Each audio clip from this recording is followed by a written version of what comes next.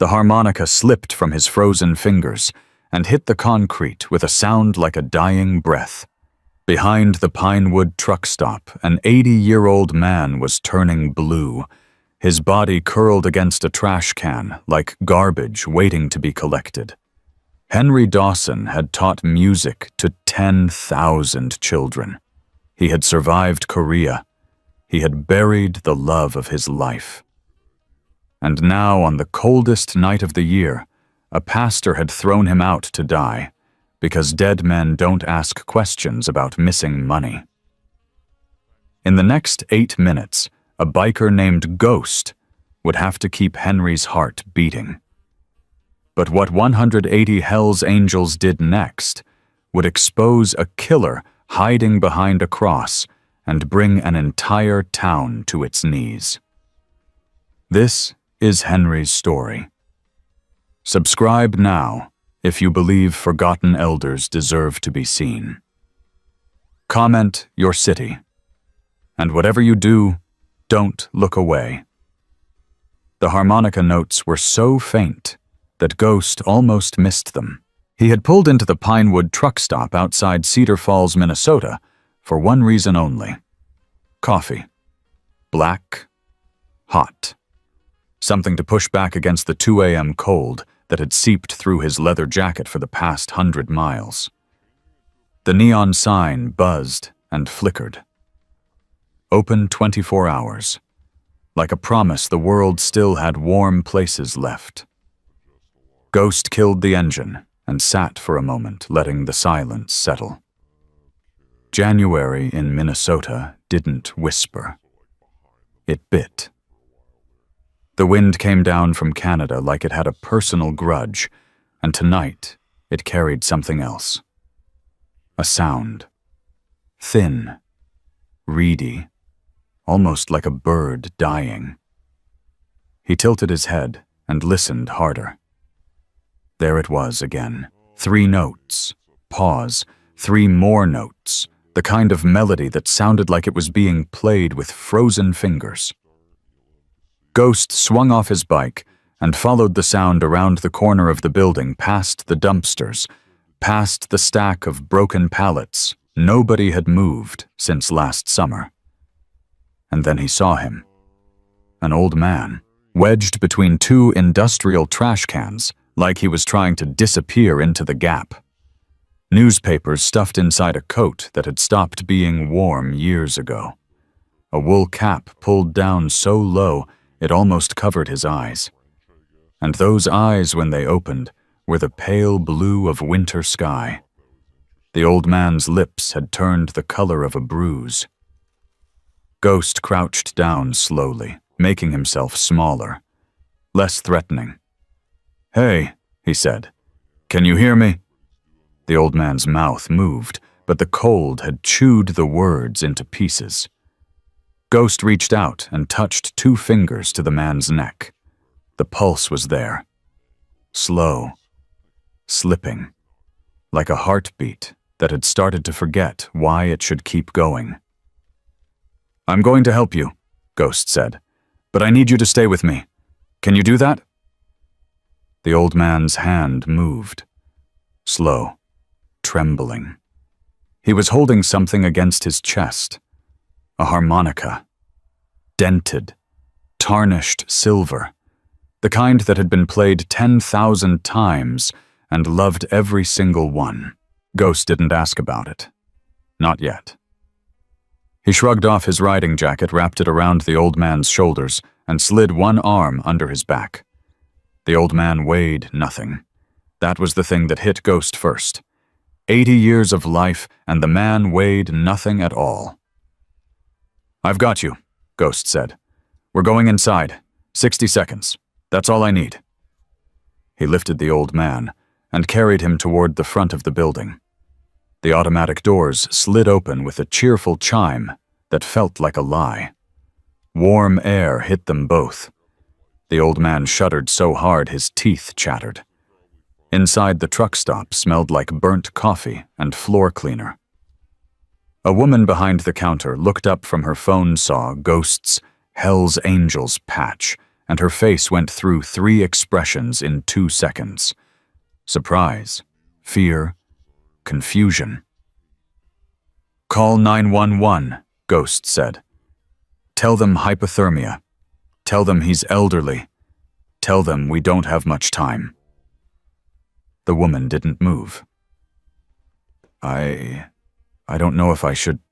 "You can," Ghost said. His voice didn't rise.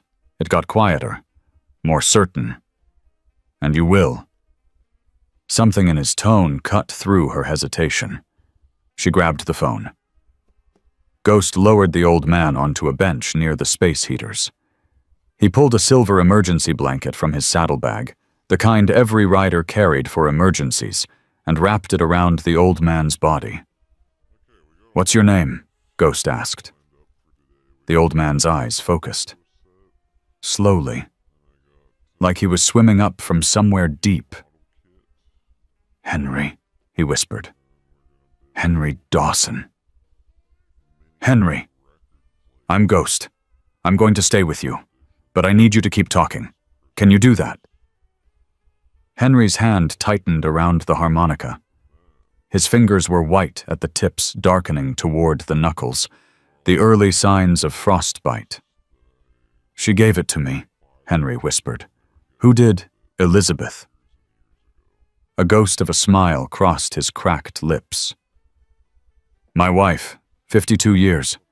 She said music finds its way home, even when I can't." Ghost filed that away. Because the way Henry touched that harmonica wasn't like holding an object. It was like holding proof that love had existed. "Where's Elizabeth now?" Ghost asked. Henry's eyes went distant. "Waiting," he whispered. "She's been waiting 3 years now." Ghost understood. He didn't say he was sorry. He just nodded once and kept his hand on Henry's shoulder. The cashier hung up the phone. "They're coming. 6 minutes." 6 minutes. Ghost had seen what 6 minutes could do to a body in this kind of cold. The difference between recovery and organ damage. The difference between a man who walked out of a hospital and a man who didn't. "Henry," Ghost said, "I need you to stay awake. Tell me about Elizabeth." Henry's eyes fluttered. She loved to hear me play. Every night, after dinner, she'd sit in her chair and close her eyes and just listen. What was her favorite song? Amazing Grace. Henry's voice cracked. I played it at her funeral. Haven't played it since. Ghost watched Henry's chest rise and fall. The breaths were shallow but steady. "You were playing it tonight," Ghost said quietly. "When I found you. Those notes. That was Amazing Grace." Henry's eyes widened slightly, like he hadn't realized what his frozen fingers had been doing. "I didn't," he swallowed. "I didn't know I remembered." "Your hands remembered," Ghost said. "That's something." The door chimed again. A trucker walked in, saw the scene, and stopped dead. "What's going on?" he asked. "Found him out back," Ghost said. "Hypothermia. Ambulance is coming." The trucker looked at Henry, then at Ghost's patch, then back at Henry. "You need anything?" "Hot water," Ghost said. "Not boiling. Warm. And towels if they have them." The trucker nodded and headed for the counter. Ghost turned back to Henry. The old man's eyes had drifted toward the window, toward the dark parking lot, toward something Ghost couldn't see. "Henry, stay with me." "He'll come," Henry whispered. "Who?" Henry's whole body tensed. The shivering got worse. "Pastor Whitfield." The name came out like a confession, like something Henry had been carrying for months and couldn't hold anymore. "He'll come. He always knows. He has people everywhere, eyes everywhere." Ghost leaned closer. "Who is Pastor Whitfield?" Henry's hand found Ghost's wrist. His grip was weak. but his eyes were suddenly sharp. Desperate. Don't call him. Please, don't let them call him. He'll smile and they'll believe him. They always believe him. The whole town believes him. Okay, Ghost said. We're not calling him. We're calling help. Real help. You don't understand. Henry's voice dropped to barely a whisper. The shelter. Shepherd's Grace. He runs it. We sign papers. He takes everything. Social Security. Pension. Everything. And when you have nothing left... Henry's eyes went to the window again. When you have nothing left, you disappear. But Ghost felt something cold settle in his chest. Not the weather. Something else. How many? He asked. How many people at that shelter? 14. There were 14 of us. Henry's breath hitched. Martha disappeared in November. Eugene in October. Pastor says they went to family. Pastor says they're fine. But I saw Martha's shoes in the donation bin. She would never leave her shoes. Her daughter gave her those shoes.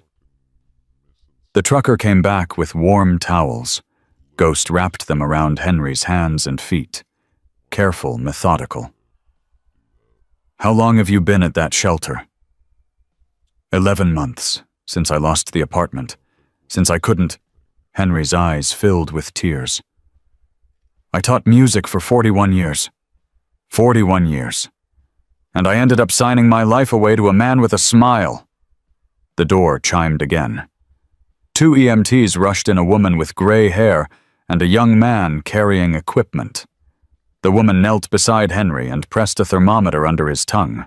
Her face went tight when she read it. 91.2, she said. We're on the edge. Core temp drops below 90. The heart starts getting ideas about quitting. She looked at Ghost.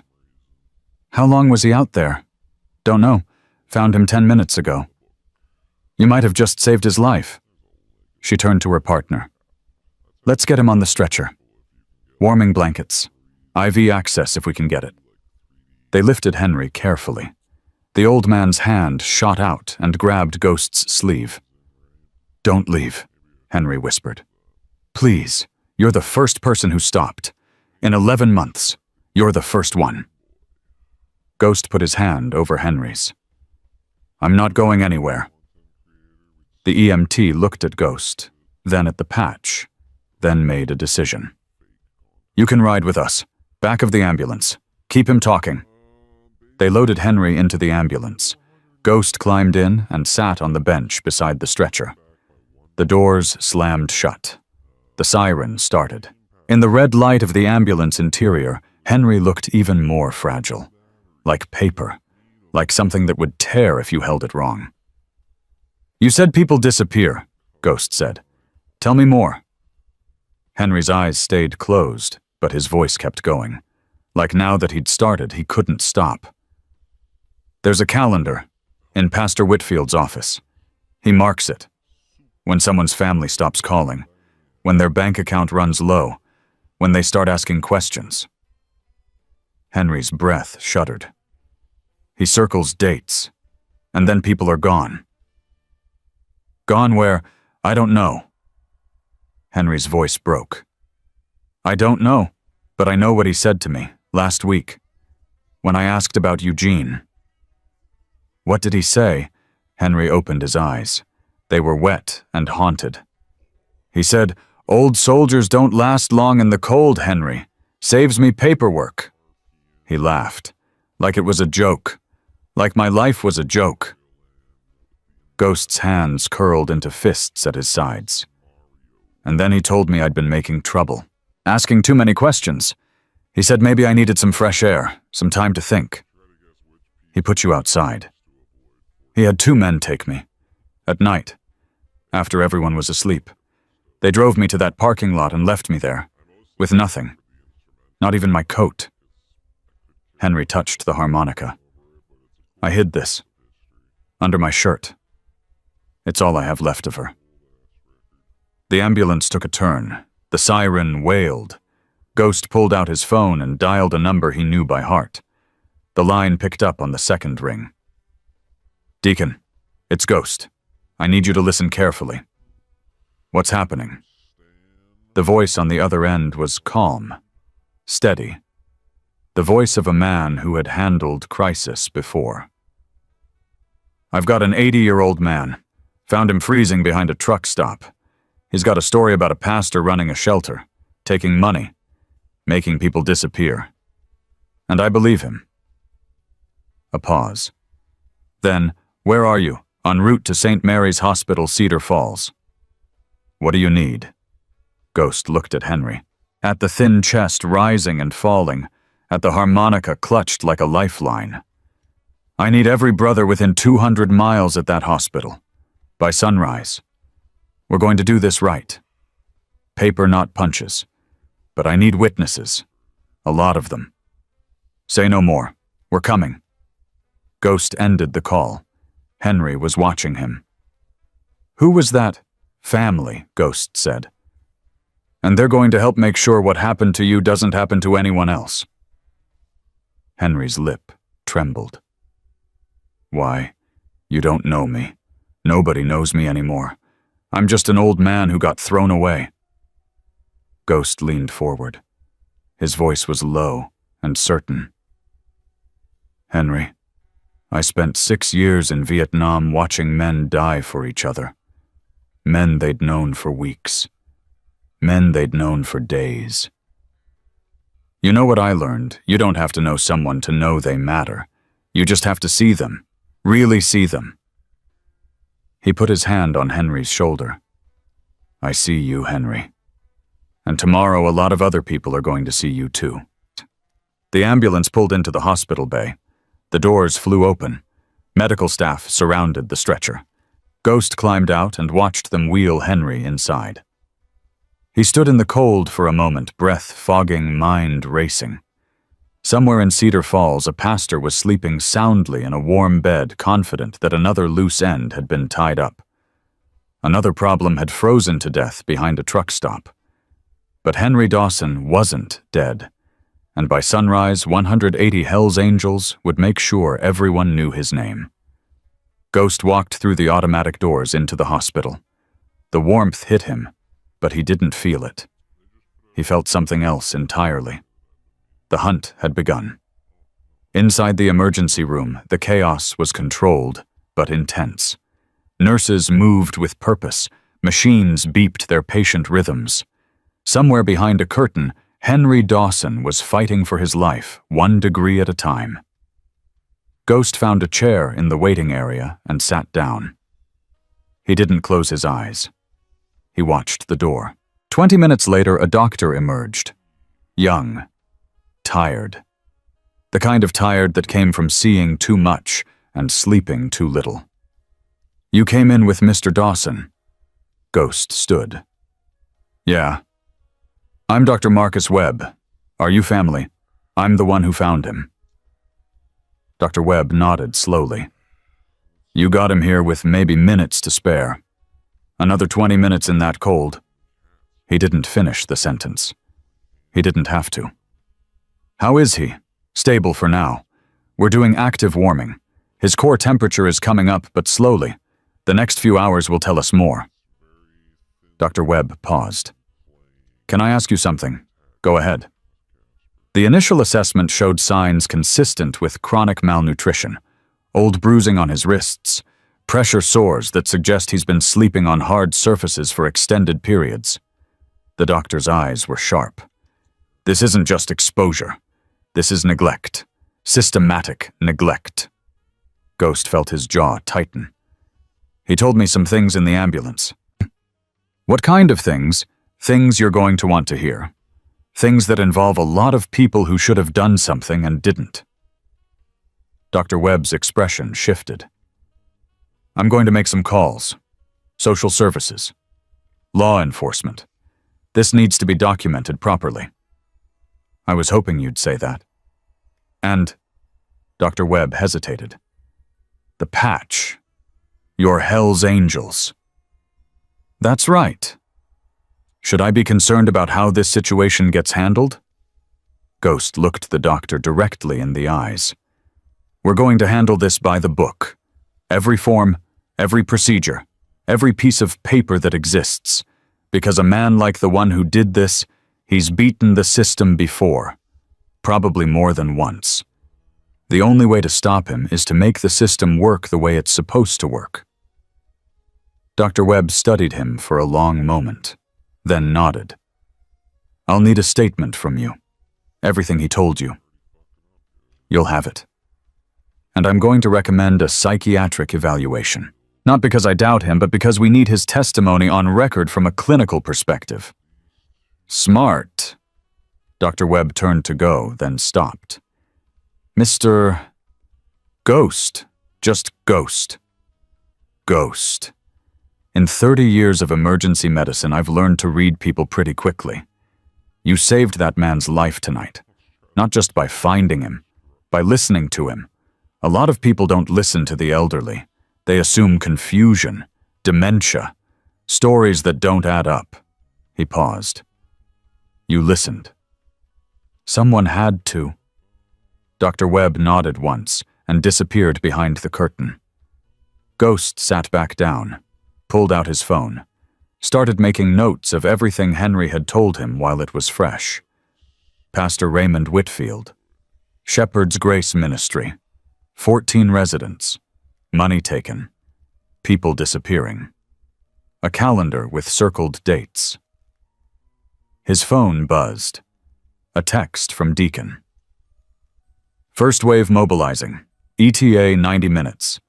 Badge is coming with legal contacts. Stitch is bringing medical supplies. Chalk is coming to sit with your guy. What else?" Ghost typed back. "Circuit. I need circuit. The old man has a recording. We need it documented right." The response came in seconds. "Done." Ghost put the phone away and looked at the clock. 3:47 a.m. In less than 2 hours, the sun would start to rise, and with it, everything would change. A nurse approached. "Mr. Ghost, he's asking for you." Ghost followed her through the ER to a curtained bay where Henry lay surrounded by warming blankets and IV lines. The color was returning to his face, but his eyes still held that haunted look. "You stayed," Henry whispered. "Told you I would." Henry's hand moved under the blanket. He pulled out the harmonica and held it up. "I want you to have this." Ghost shook his head. "That belongs to you." "I might not make it through the night." "You're going to make it through the night, and many more nights after that. And one day when you're ready, I want to hear you play Amazing Grace, the whole song, for Elizabeth." Henry's eyes filled with tears. His hand trembled as he lowered the harmonica back to his chest. 41 years, he whispered. "I taught music for 41 years, thousands of students, and at the end I'm just another old man nobody sees." Ghost leaned in close. "Henry, by tomorrow morning, there are going to be 180 men in leather jackets standing outside this hospital. Men who've never met you. Men who don't know your story. But they're coming anyway, because they believe that what happened to you matters, that you matter." He straightened up. "You spent 41 years teaching kids that music could change their lives. Now it's your turn to let someone else play for you." Henry stared at him. A single tear tracked down his weathered cheek. "Why?" he asked.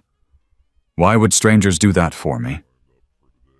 Ghost thought about the question, thought about all the complicated answers he could give, about brotherhood, about justice, about the oaths men took and the reasons they kept them.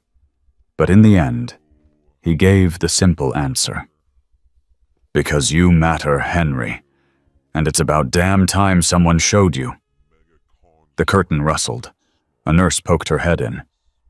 "Sir, there are some people arriving in the parking lot. A lot of people, on motorcycles." Ghost checked his watch. 4:23 a.m. They were early. He turned back to Henry. "Rest now. When you wake up, you're going to have more friends than you know what to do with. Henry's eyes drifted closed. His hand stayed wrapped around the harmonica. Ghost walked out of the ER and through the hospital lobby. The automatic doors slid open and the cold hit him like a wall, but he barely felt it. Because in the parking lot, illuminated by the harsh white glow of the hospital lights, motorcycles were arriving, one after another. Their engines growled low and steady before cutting off in sequence. Men climbed off their bikes, men in leather, men with patches, men who had driven through the freezing night because someone had asked them to. Deacon stood at the front, tall, gray-bearded, eyes that had seen everything and judged nothing. He walked up to Ghost and put a hand on his shoulder. "Tell me about the old man."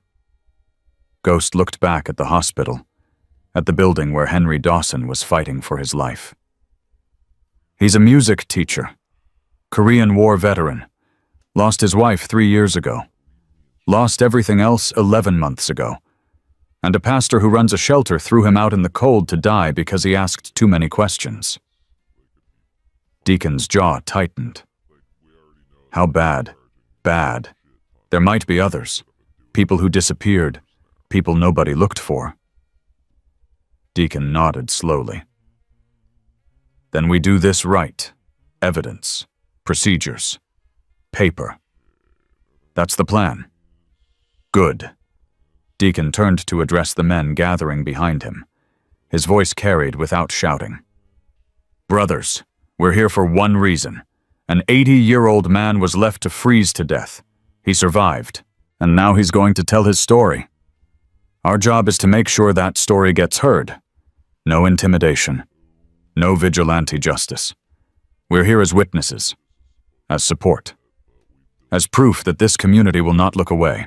He paused. "Is that understood?" The response came back as a unified rumble of agreement. Deacon turned back to Ghost.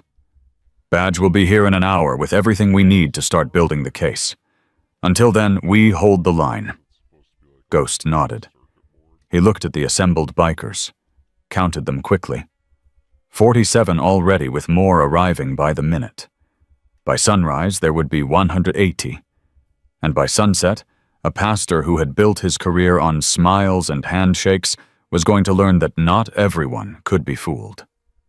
Henry Dawson had survived the night. Now it was time to make sure he survived everything that came after. The first confession came at 5:17 a.m. Henry's eyes snapped open like a man waking from a nightmare into a worse one. His hand shot out and grabbed Ghost's wrist with surprising strength. "He knows," Henry whispered. "He always knows. You have to believe me. He has people everywhere." Ghost leaned closer. "Who knows?" "Pastor Whitfield. Someone will call him. Someone always calls him. The hospital, the police, the church people.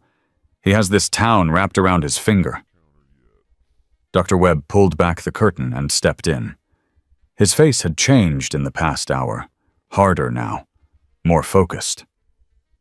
"Mr. Dawson, I need to ask you some questions.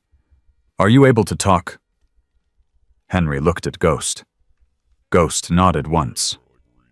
"Yes," Henry said. "I can talk. I've been quiet for 11 months. I'm done being quiet." Dr. Webb sat down on a rolling stool and pulled out a tablet.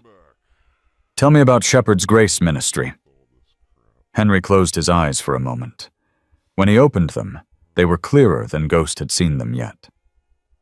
"It looks beautiful from the outside. The building used to be an old school. Pastor Whitfield renovated it himself, put in new windows, painted the sign, made it look like a place where lost people could find their way.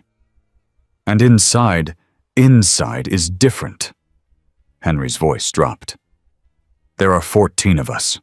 We're 14. We sleep in the basement. Cots lined up like a military barracks. One bathroom for everyone. No heat except what comes through the vents upstairs. How do you eat? Once a day. Dinner. Whatever the food bank donates that Pastor says we can have. Henry's hand trembled. We sign papers when we arrive. Papers that give him access to our benefits, Social Security, pensions, veterans payments. He says it covers our care. How much does he take? Everything. I get $1,847 a month. Disability and Social Security combined. I haven't seen a penny of it in 11 months. Dr. Webb typed rapidly. That's over $20,000 just from you alone. Multiply that by 14. Henry's voice cracked. Some of them get more than me. Eugene was a retired postal worker. He had a good pension. Martha worked for the county for 30 years. Ghost felt his hands curl into fists. Where are Eugene and Martha now? Henry's whole body went rigid. Gone. Pastor said they went to live with family. But Martha didn't have family. She told me that the first week I arrived, she said her daughter died in a car accident 10 years ago. She had nobody. Dr. Webb stopped typing. When did Martha leave? November 12th. I remember because it was cold that night. The first real freeze. And the next morning her cot was empty. Her things were gone. Pastor said a nephew came for her. A nephew she didn't have. A nephew she didn't have. Henry's tears started falling. And Eugene, October 3rd. He'd been asking questions about the money, wanting to see the accounts. Pastor told him to mind his own business. 2 days later, Eugene was gone. Ghost looked at Dr. Webb. How many people have left that shelter in the past year? Henry answered before the doctor could speak. 7. 7 people gone since I arrived, and not one of them said goodbye. Not one of them took their medications with them. Not one of them left a forwarding address. The curtain rustled again. A woman in a county social services jacket stepped in. Mid-40s, sharp eyes, hair pulled back so tight it looked painful. I'm Kim Alvarez, she said. I'm the on-call investigator for Adult Protective Services. Dr. Webb briefed me. Mr. Dawson, I need you to understand something very clearly. She sat down across from Henry. What you tell me tonight will be used to open a formal investigation. It may result in criminal charges. It may result in your testimony in court. Are you prepared for that? Henry looked at her with something Ghost hadn't seen before. Anger. Pure and clean and justified. Ma'am, I'm 80 years old. I survived Korea. I buried my wife. I lost everything I ever worked for. And I almost froze to death behind a dumpster because I asked the wrong questions. His voice steadied. I'm prepared for whatever comes next. Kim Alvarez nodded slowly. Then let's start at the beginning. Henry talked for 47 minutes. Every detail, every name, every date he could remember. He talked about the locked cabinets in the kitchen, the padlock on the medication room, the way Pastor Whitfield smiled when donors visited, and how that smile vanished the moment they left. He talked about the calendar he'd seen in the office, the one with names and dates, the one with red circles around certain days. And then he talked about the recording. I have a phone, Henry said. A cheap flip phone.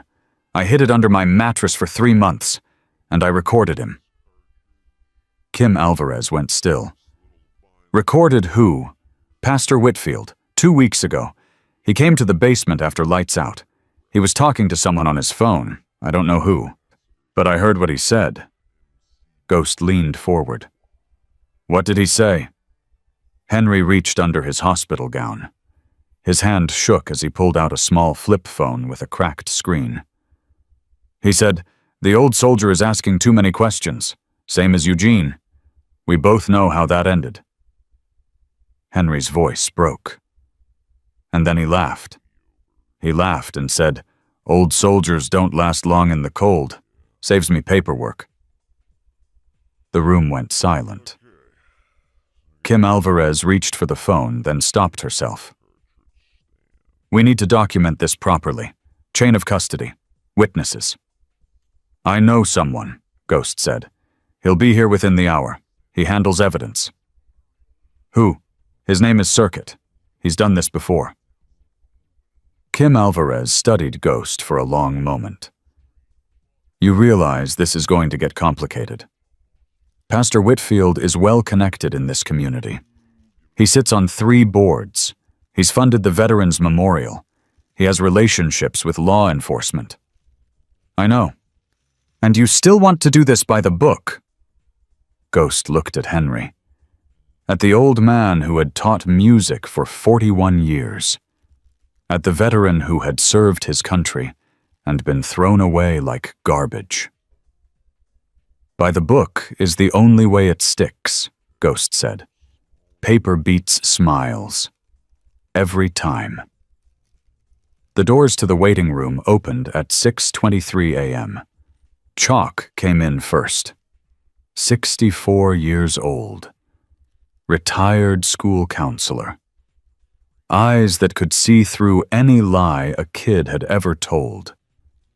He walked straight to Henry's bay without asking directions like he'd been doing this his whole life. Mr. Dawson, Chalk said softly. I'm going to be here with you, whatever you need. Water, conversation. Someone to watch the door while you sleep. I'm not going anywhere. Henry stared at him. Why, you don't know me. I know you survived.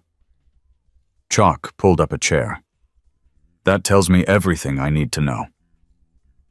Badge came next. Retired detective. 29 years on the force before his knees gave out. He walked with a slight limp and carried a leather briefcase that had seen better days. He found Kim Alvarez in the hallway. I understand you need someone who knows how to build a case, he said.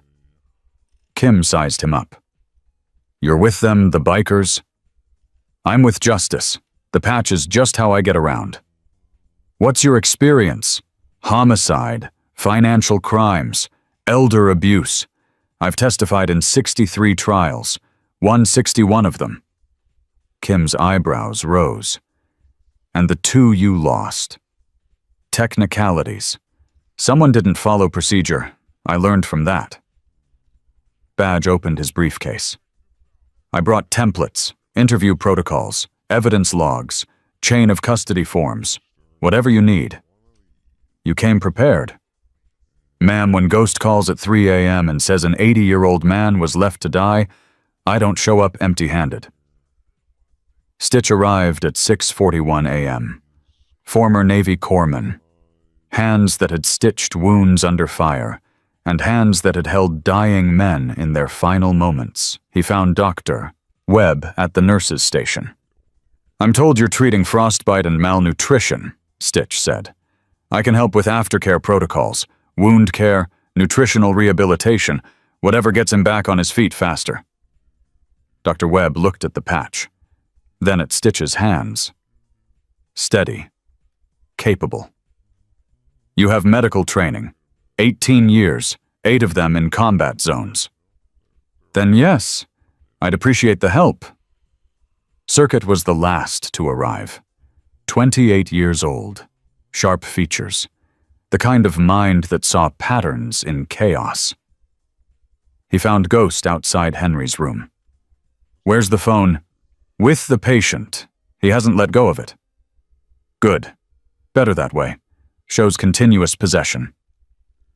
Circuit pulled out latex gloves and a sealed evidence bag. I'll need witnesses, the social worker, the doctor, and you. Why me? Because you're the one he trusted first. That matters. They gathered around Henry's bed. Circuit explained every step before he took it. Mr. Dawson, I'm going to take the phone from you now. I'm going to place it in this evidence bag. I'm going to seal the bag and sign it. Then everyone else in this room is going to sign it. This creates a chain of custody that proves the recording wasn't tampered with. Henry held up the phone. His hand was steady now. He'll say it's fake, Henry said. He'll say I made it up. Let him say whatever he wants. Circuit took the phone gently. Truth doesn't need defending. It just needs documenting. The bag was sealed at 7:02 a.m. 4 signatures, 4 witnesses, 1 timestamp. Pastor Whitfield's words were now evidence. The hospital parking lot had transformed. Ghost stepped outside at 7:15 a.m. and counted the motorcycles. 112, more arriving every few minutes. Men stood in clusters talking quietly. Some held coffee from the cafeteria. Some stamped their feet against the cold. But none of them left. Deacon found Ghost near the entrance. "Sheriff's on his way," Deacon said. "Name's Tom Lindgren. He's been sheriff for 11 years. Word is he's close with Pastor Whitfield. They golf together." Ghost's jaw tightened. "That's a problem." "Could be. Could also be an opportunity. If we can turn him, the whole thing opens up." Deacon paused. "But if we can't turn him, we need to go over his head." "State." "I've got calls in. Badge has contacts at the State Attorney General's office. We'll see who bites." The sheriff's cruiser pulled in at 7:34 a.m. Tom Lindgren was 56 years old. Thick around the middle, the kind of face that had smiled at too many fundraisers and frowned at too few criminals. He took one look at the motorcycles, and his expression went cold. "What the hell is going on here?" Deacon stepped forward. "Sheriff, I'm Deacon. We found an elderly man nearly frozen to death last night. He's inside. He has a story we think you need to hear." "I heard. Ray Whitfield called me 20 minutes ago. Said some of his residents were causing trouble. Said you people were involved." Ghost felt his blood pressure spike. "Whitfield called you? He's a respected member of this community. When he has concerns, I listen. Did he tell you that he left an 80-year-old man behind a dumpster to die?" Lindgren's face reddened. "That's a serious accusation. We have the victim inside. We have medical documentation. We have a recording." Ghost stepped closer. "And in about 30 minutes, we're going to have a social worker filing an emergency petition to investigate Shepherd's Grace Ministry. You can be part of the solution, or you can explain to the state why you weren't." Lindgren stared at Ghost. The parking lot had gone quiet. "You're threatening me." "I'm informing you. Big difference." For a long moment, nobody moved. Then Lindgren's radio crackled. A deputy's voice came through. "Sheriff, we got another call about the hospital situation. This one's from the state police. They want to know if we need assistance." Lindgren's face changed, just slightly. The cockiness faded into calculation. "Tell them we've got it handled." He looked at Deacon. "Take me inside. I want to talk to this victim myself." The confrontation happened at 8:47 a.m. Ghost was standing outside Henry's room when he heard the commotion down the hall. Voices raised, footsteps approaching fast, and then Pastor Raymond Whitfield rounded the corner. He looked exactly like Ghost had expected. Mid-50s, silver hair perfectly combed, a face that radiated warmth and concern. He wore a pressed shirt and carried a basket of muffins like he was visiting a sick friend. 2 men flanked him. Both wore polo shirts with the Shepherd's Grace logo. Both had the look of men who followed orders without asking questions. "I understand one of my residents is here," Whitfield said. His voice was honey, smooth and sweet and absolutely false. "I came as soon as I heard. Poor Henry has dementia, you know. He gets confused, wanders off." Sheriff Lindgren stepped between Whitfield and the room. "Ray, we need to talk." "Of course, Tom. But first let me see Henry. He must be so scared." Inside the room, Ghost heard Henry's heart monitor spike. Chalk's voice came through the curtain, calm but firm. "Mr. Dawson, breathe with me. In and out. That's it." Ghost stepped into Whitfield's path. "You're not going in there." Whitfield's smile didn't waver. "I'm sorry, who are you?" The man who found him, behind a trash can, in 14-degree weather, with no coat. A misunderstanding. Henry has episodes. He must have slipped out during the night. He didn't slip out. He was put out. Whitfield's eyes flickered, just for a moment. Something cold moved behind the warmth. That's a very serious accusation. It's a statement of fact, backed by medical evidence, backed by testimony, backed by a recording. The word recording hit Whitfield like a physical blow. His smile cracked, just for a second. Then it was back, but different now. Tighter. More dangerous. "I don't know what you think you have," Whitfield said quietly, "but I have relationships in this town that go back 20 years. I have lawyers. I have friends on the city council. I have friends in this hospital." He leaned closer to Ghost. "And I have a congregation that will believe every word I say. What do you have? A bunch of bikers and the ravings of a senile old man." Ghost smiled. It wasn't a warm smile. "We have paper," he said. "Lots of paper.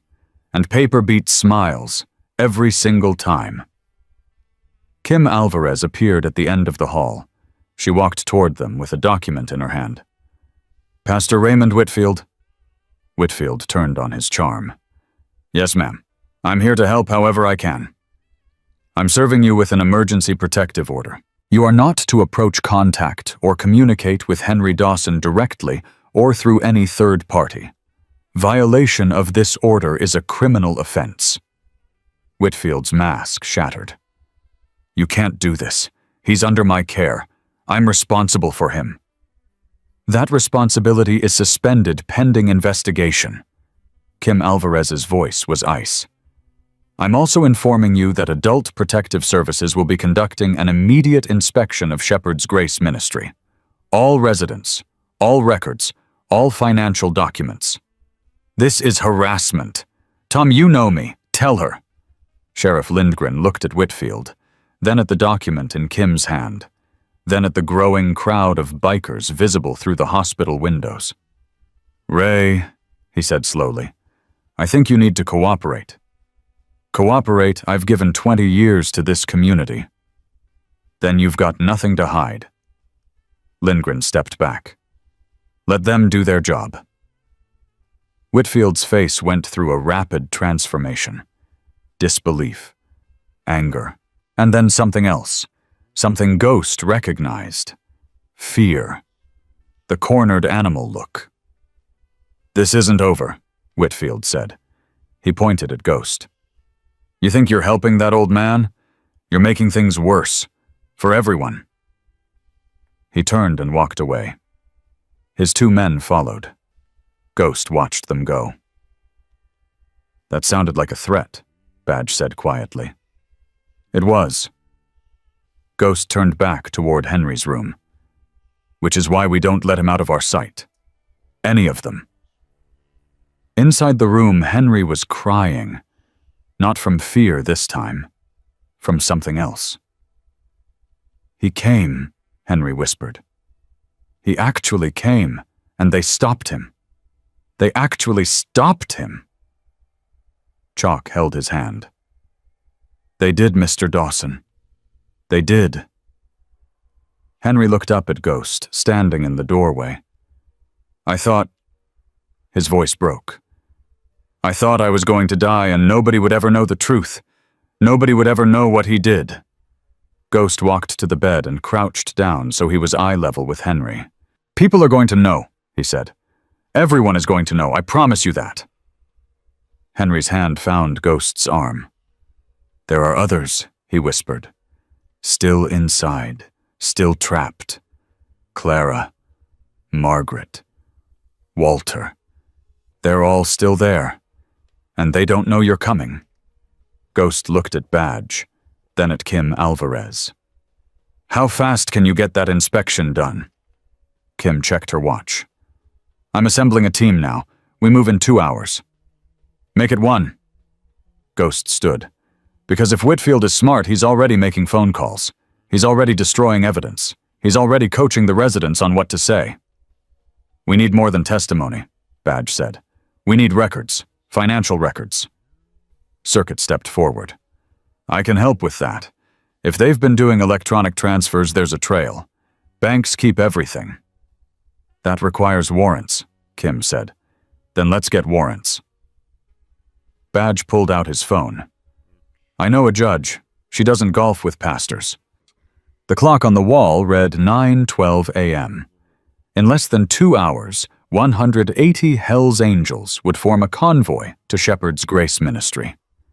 And behind the beautiful windows and fresh paint, 13 elderly people were waiting to be seen. Henry's hand tightened on his harmonica.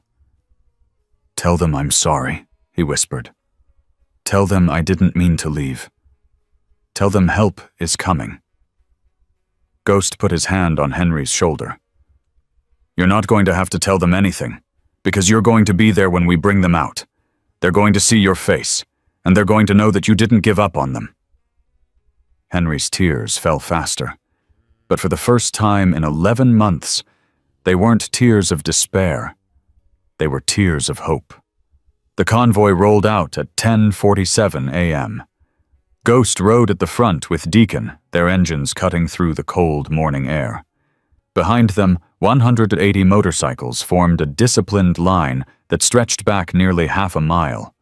No revving, no showboating, just the steady rumble of machines carrying men who understood that real power didn't need to announce itself. Kim Alvarez led the way in her county vehicle, flanked by 2 state police cruisers. Sheriff Lindgren followed in his own car, still uncomfortable, still calculating which side of history he wanted to be on. Badge had worked miracles in the past hour. Judge Patricia Oakes had signed an emergency inspection warrant at 9:34 a.m. after reviewing Henry's medical records, Kim's preliminary report, and a transcript of the recording Circuit had prepared. The warrant authorized full access to Shepherd's Grace Ministry. All buildings, all records, all residents, no exceptions. Ghost's phone buzzed in his pocket. He pulled over briefly to check it. A text from Chalk, Henry asking about the others. He says Clara has diabetes, needs her medication. Says Whitfield sometimes withholds it as punishment. Ghost's jaw tightened. He typed back, Tell him we're moving, 20 minutes, and Deacon pulled alongside him. Problem. Medical concerns. Some of the residents have conditions. If Whitfield's been withholding treatment, then we document everything, every pill bottle, every prescription, every missed dose. They rejoined the convoy. Shepherd's Grace Ministry sat on 3 acres at the edge of Cedar Falls. The building had been a school once, decades ago, before the district consolidated and left it empty.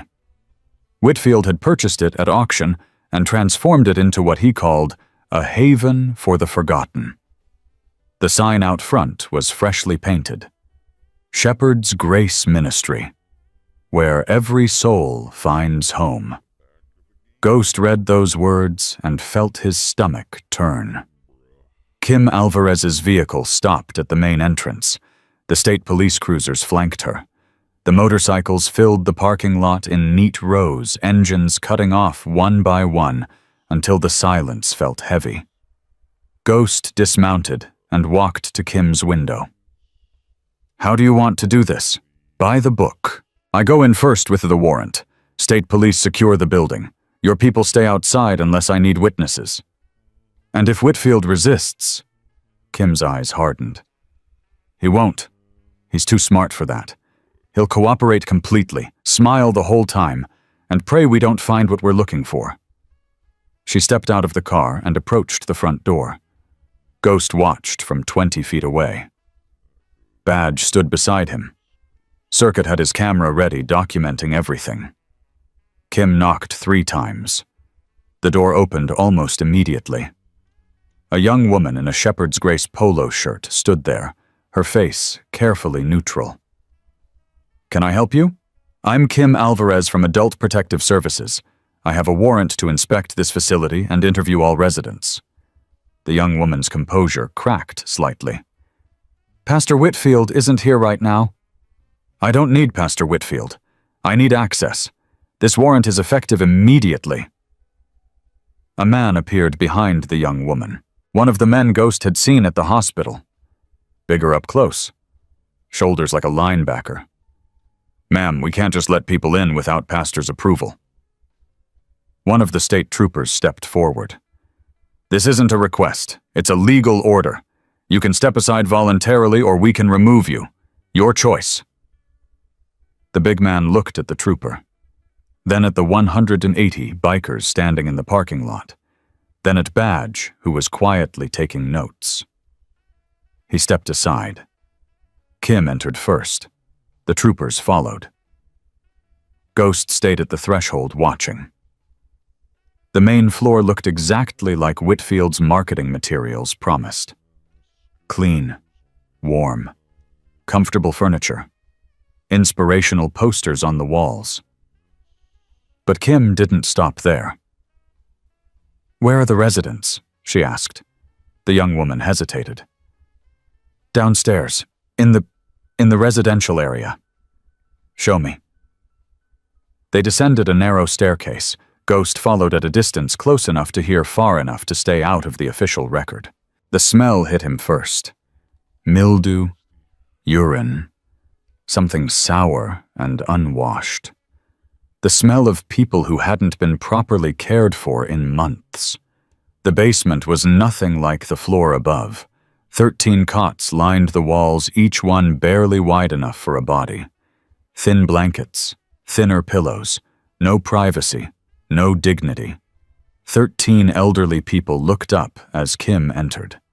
Their faces showed a range of emotions: fear, confusion, and in some eyes, something Ghost recognized from Henry. Hope. Fragile and uncertain, but there. An elderly woman with white hair pushed herself up from her cot. Her hands shook. Her voice shook harder. "Are you here to help us?" Kim knelt beside her. "What's your name?" "Clara. Clara Bennett. I've been here 14 months. "Clara, I'm with Adult Protective Services. We're here to make sure you're being treated properly." Clara's eyes filled with tears. "He took my insulin 3 days ago. He said I was being wasteful. I haven't felt right since." One of the troopers immediately radioed for medical support. Ghost looked around the basement, counted the cots, counted the faces. 13 residents. Just like Henry had said. But something was wrong. He pulled Badge aside. Henry said 14, including him. Badge's eyes narrowed. So, someone else is missing? Or someone else disappeared? Kim was moving through the room now, speaking softly to each resident, taking names, documenting conditions. An elderly man grabbed her sleeve. "The records," he said urgently. "He keeps records, in his office, real ones, not the ones he shows inspectors." "Where?" "Safe, behind the bookshelf. Combination is his wife's birthday, March 15th, 1969. Kim looked at the state trooper. "Get me access to that office. Now!" The office was on the second floor. Locked. The trooper broke the lock without hesitation. Inside, everything looked legitimate. Filing cabinets, computer, framed photos of Whitfield shaking hands with local politicians. But behind the bookshelf, hidden in a wall safe, they found the real records. Kim pulled out folder after folder, financial statements showing over $2.4 million in diverted benefits over 6 years.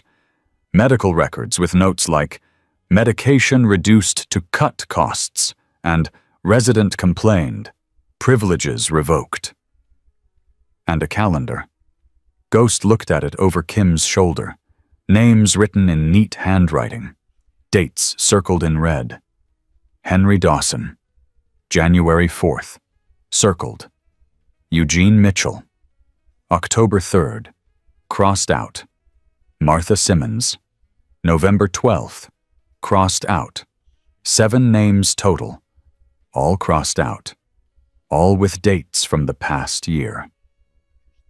Crossed out means gone, Kim said quietly. But gone where? Badge stepped closer. We need to find out what happened to these people. Circuit was photographing everything. Every page, every entry, every damning detail. There's more, Kim said. She pulled out another folder. This one was thicker, older. Life insurance policies. 7 of them. Each one for a former resident. Each one with Shepherd's Grace Ministry listed as beneficiary. Each one paid out after the resident's death. He was insuring them, Badge said, then letting them die. Ghost felt something cold and hard settle in his chest. Not letting them die. Helping them die. Eugene, Martha, all of them. Kim's hands were shaking as she sealed the documents in evidence bags. This isn't just fraud. This isn't just neglect. This is murder, Badge finished. Serial murder disguised as natural causes. The young woman from the front door appeared in the doorway. Her face had gone white. I didn't know, she whispered. I swear I didn't know.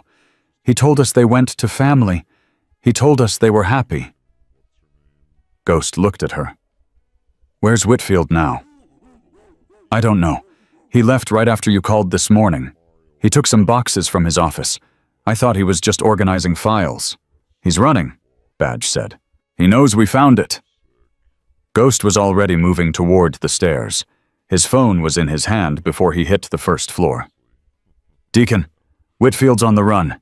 He left the facility this morning with boxes. We need eyes everywhere. Already on it. Brothers are positioned at every major road out of town. State police are putting out an alert.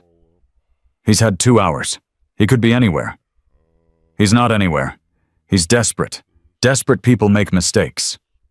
Ghost stepped outside into the cold air. The parking lot was still full of motorcycles. Brothers stood in small groups waiting for word. Circuit emerged behind him. I've got everything documented. Financial records, medical records, the insurance policies. It's all time-stamped and witnessed. Good. Now we need to find him before he disappears. Badge joined them. I've got contacts running his credit cards. Any purchase, any transaction, we'll know. What about the residents? Medical teams are on the way. They're going to transport everyone to St. Mary's for evaluation. Badge paused. Clara's blood sugar was dangerously low. Another day without insulin, and she might have gone into a coma. Ghost thought about Henry, about the 80-year-old man who had been thrown away like garbage, about the music teacher who had touched the lives of thousands of students and ended up sleeping on a cot in a basement. This was never about care, Ghost said. It was about harvesting. He harvested their money, their benefits, their lives. And he did it for 6 years, Badge said, right under everyone's nose. Because people trusted the smile. Ghost's voice was bitter. They trusted the charity dinners and the community awards. They trusted the man who built the Veterans Memorial. Built it with stolen money, Circuit added. I found the records. The memorial fund was seeded with diverted resident benefits. The irony was enough to make Ghost sick. A memorial to veterans, built on the backs of forgotten elders, some of them veterans themselves. His phone buzzed again. A text from one of the brothers positioned on Highway 61. Blue pickup truck, Minnesota plates, heading north, fast. Driver matches description. Ghost was on his bike in seconds. Deacon, I've got a lead. Highway 61 north, blue pickup. I'm behind you. The pursuit lasted 17 minutes. Whitfield's truck was fast, but it wasn't built for Minnesota winter roads. Ghost and Deacon kept pace, staying visible, but not closing, letting Whitfield see them in his mirror. letting the pressure build. State police joined the pursuit at the county line. 2 cruisers, lights flashing. Whitfield's truck swerved, overcorrected. The back end fishtailed on a patch of ice. For a moment, Ghost thought it was going to roll, but Whitfield recovered. Barely. He pulled to the shoulder hands, gripping the wheel. The state troopers were out of their cars before Ghost even dismounted. Out of the vehicle hands where we can see them. Whitfield's door opened slowly.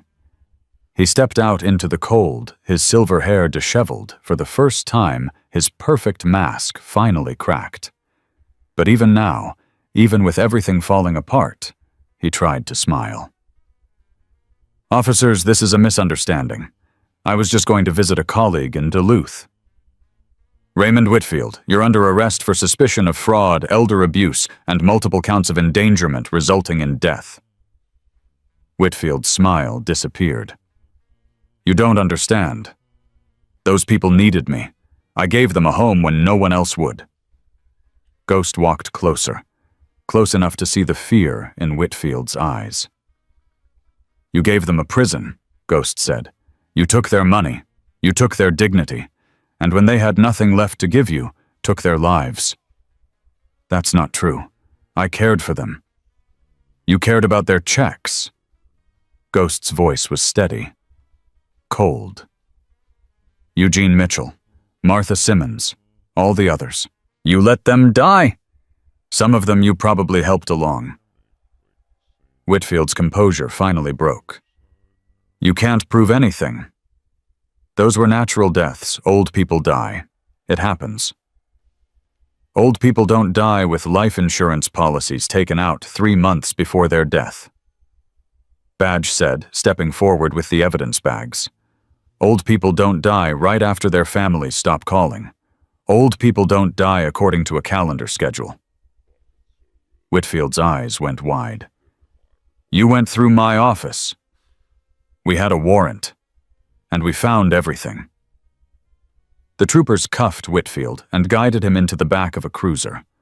Ghost watched through the window as the mask finally fell away completely. What remained underneath wasn't a monster. It was something worse, a coward, a small man who had discovered he could prey on the vulnerable and had never stopped. Ghost turned away. Deacon put a hand on his shoulder. "It's over." "No, it's not over." Ghost looked back toward Cedar Falls, toward the hospital where Henry was waiting, toward the 13 residents who were just beginning to understand that help had finally come.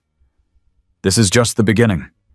There's going to be trials, testimony, appeals. Whitfield has money. He has lawyers. He's going to fight this every step of the way. Then we fight back, every step of the way." Ghost mounted his bike. "I need to see Henry." "Go. I'll handle things here." Ghost rode back to St. Mary's Hospital alone. The parking lot was still full of motorcycles. Brothers still stood watch. Some had been there for over 8 hours now, refusing to leave until they knew it was safe. Inside, Henry was sitting up in bed. His color was better. His hands were steadier. But his eyes were anxious as Ghost walked through the door. "Did you find them?" Henry asked. "The others? We found them. All 13. They're being brought here now for medical evaluation." Henry's shoulders sagged with relief. "Clara. Her blood sugar was low, but she's stable.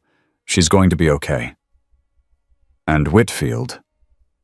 Ghost pulled up a chair and sat down across from Henry. "He's in custody. State police. They found everything. The financial records, the insurance policies, the calendar." Henry closed his eyes. Tears tracked down his weathered cheeks. 6 years, he whispered. He did this for 6 years. How many people? We're still figuring that out. But the investigation is going to be thorough. Every death. Every missing person. Every penny that went into his accounts. Henry's hand found his harmonica. He held it against his chest like a talisman. I thought I was going to die, he said softly. Behind that dumpster. I thought I was going to die and nobody would ever know the truth. You didn't die, Henry. You survived. And because you survived, 13 other people are going to survive too. Henry opened his eyes. What happens now? Now you heal. You rest. You eat real food and sleep in a real bed and remember what it feels like to be treated like a human being. And after that, Ghost leaned forward. After that, you tell your story. To investigators, to lawyers, maybe to a jury. You tell them everything you saw and everything you heard and everything you recorded. I'm 80 years old. I'm tired. I'm not sure I have the strength for a fight like that. Ghost looked at Henry for a long moment, at the man who had taught music for 41 years, at the veteran who had served his country, at the husband who had loved his wife for 52 years and played harmonica at her funeral. Henry, you walked through a Minnesota winter with no coat. You hid a phone for 3 months and recorded a confession. You survived being thrown away like garbage. You have more strength than you know. Henry was quiet for a moment. Then something shifted in his eyes. Something that looked like the man he used to be. Elizabeth used to say that, he murmured. She used to say I was stronger than I looked. She was right. The door opened. Chalk stepped in with a small cup of something warm. Hot chocolate, he said. Nurse approved. Thought you might want something that doesn't taste like hospital. Henry took the cup with both hands. He breathed in the steam, and something like a smile crossed his face. I haven't had hot chocolate I don't remember. Take your time with it, Chalk said. There's plenty more where that came from. Ghost stood and moved toward the door. He paused and looked back. Henry, there's something I need to ask you. What? When you're ready, when all of this is over, I want to hear you play. Henry's eyes widened. Play what? Amazing Grace, the whole song, for Elizabeth. Henry's grip tightened on the harmonica. I haven't played it since her funeral. I couldn't. It hurt too much. I know. But maybe it's time to let it heal instead of hurt. Henry stared at the harmonica for a long moment. Then he looked up at Ghost with something new in his eyes. Maybe, he whispered. Maybe it is. Ghost nodded once and walked out. In the hallway, Badge was waiting. The first transport just arrived. Clara Bennett is in the ER now. 3 others are being evaluated. All of them are malnourished. All of them have untreated medical conditions. How bad? Bad enough to add more charges. Every missed medication, every untreated infection, every day they spent in that basement. It all adds up. Good. Make sure it's all documented. Circuit's on it. He hasn't stopped since this morning. Ghost looked down the hallway toward the ER, toward the people who were just beginning to understand that their nightmare was over. What about the 7 who died? Badge's expression darkened. State medical examiner is reopening all 7 cases. They're going to exhume Eugene Mitchell first. If they find anything suspicious, the others will follow. Whitfield's going to claim natural causes. Whitfield can claim whatever he wants. Evidence doesn't lie. Ghost's phone buzzed. A text from Deacon. Just talked to the DA. They're pursuing multiple charges. Fraud, theft, elder abuse, reckless endangerment. If the autopsies show what we think they'll show, murder charges are on the table. Ghost read the message twice. Then he put the phone away. It's really happening, he said quietly. After everything. After 6 years of this man preying on people. It's really happening. Because you stopped at a truck stop for coffee, Badge said. Because you heard a harmonica playing in the cold. Because you didn't look away. Ghost thought about that, about how close it had come. Another 5 minutes, another 10 degrees colder. Henry Dawson would have been another name on Whitfield's calendar, another death certificate, another insurance payout. But he hadn't looked away, and neither had 180 brothers who rode through the night to stand watch over a stranger. "What do we do now?" Ghost asked. Badge put a hand on his shoulder. "Now we make sure it sticks. Every document, every testimony, every piece of evidence. We build a case so solid that no smile in the world can crack it." Ghost nodded. Paper beat smiles. It was time to prove it. The trial began on a Tuesday in March. Ghost sat in the third row of the courtroom, flanked by Deacon and Badge. Behind them, 47 brothers filled the remaining seats, their leather vests creating a wall of witnesses that the jury couldn't ignore. Henry Dawson walked into the courtroom at 9:07 a.m. He moved slowly but steadily, his hand gripping a wooden cane that Chalk had given him. His suit was new, his shoes were polished, but his eyes held something that hadn't been there 3 months ago. Fire. The kind of fire that comes from surviving what should have killed you. Henry took his seat at the prosecution table beside District Attorney Sarah Chen. She was 41 years old, sharp as a blade, and had built her career on cases that other prosecutors called unwinnable. This case, she had told Ghost, was the reason she became a lawyer. Across the aisle, Pastor Raymond Whitfield sat in his own new suit. He had gained weight in the past 3 months. Jail food and no victims to starve will do that to a man. His attorney was Marcus Webb. Not the doctor. A different Webb, a defense lawyer who charged $800 an hour and had never lost a case involving a client who could afford his fees.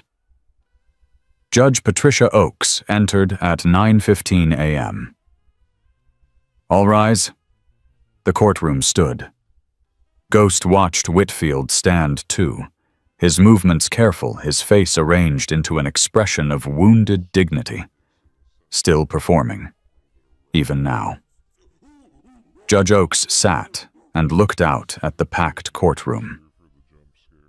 "This case has attracted significant public attention," she said. "I want to make something clear. This is a court of law. Evidence matters. Procedure matters. I will not tolerate theatrics from either side."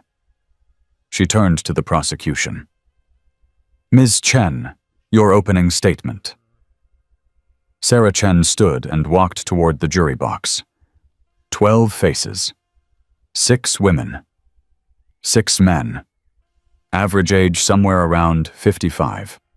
Perfect. "Ladies and gentlemen of the jury," she began, "this case is about trust, about what happens when a predator disguises himself as a shepherd." She paused, letting the words settle.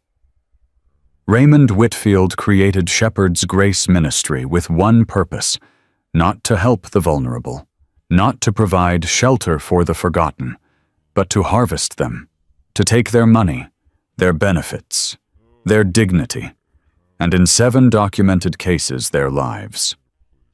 Whitfield's attorney started to rise. Judge Oakes silenced him with a look.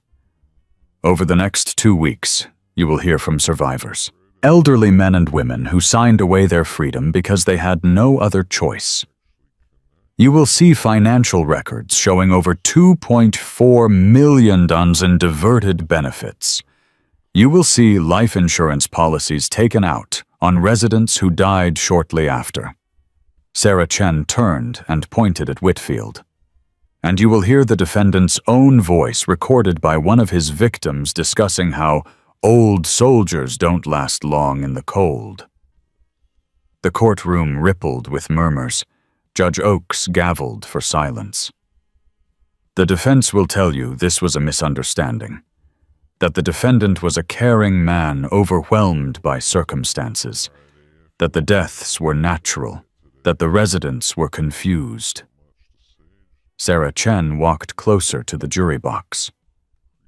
But the evidence tells a different story. A story of systematic exploitation, of calculated cruelty, of a man who looked at vulnerable elders and saw dollar signs. She returned to the prosecution table and put her hand on Henry's shoulder.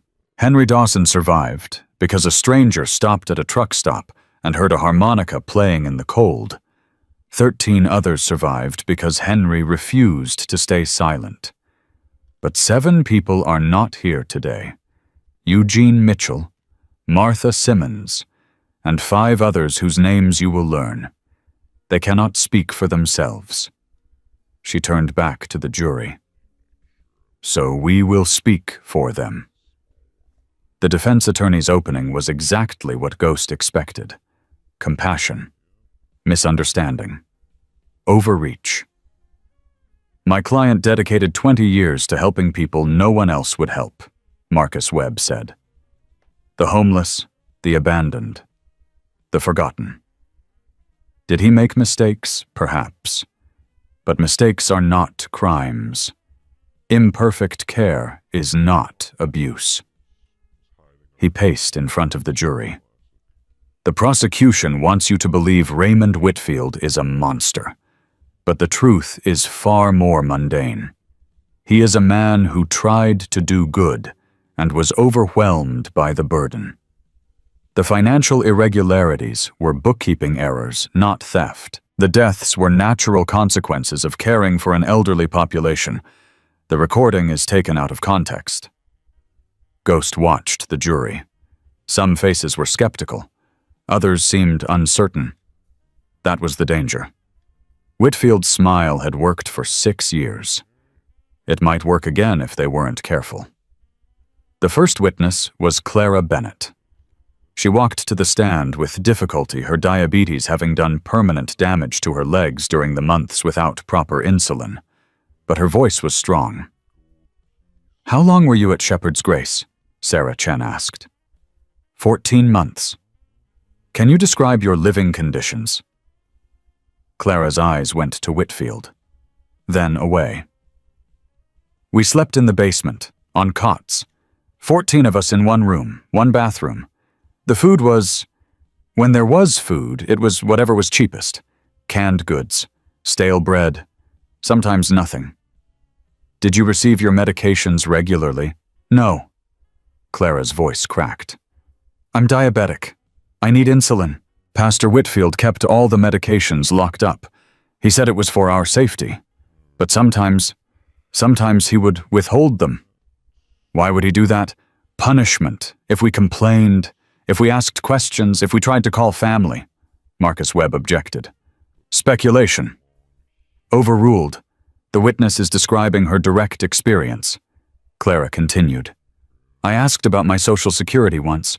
I wanted to know where my money was going. He told me I was being ungrateful. He took my insulin for 3 days. I almost died." What happened when other residents asked questions? Clara's eyes filled with tears. "They disappeared, one by one. Pastor said they went to family, but I knew Martha. She didn't have family. She told me that herself." "Did you believe the pastor's explanations?" "At first. I wanted to believe. I had nowhere else to go." Clara's voice dropped.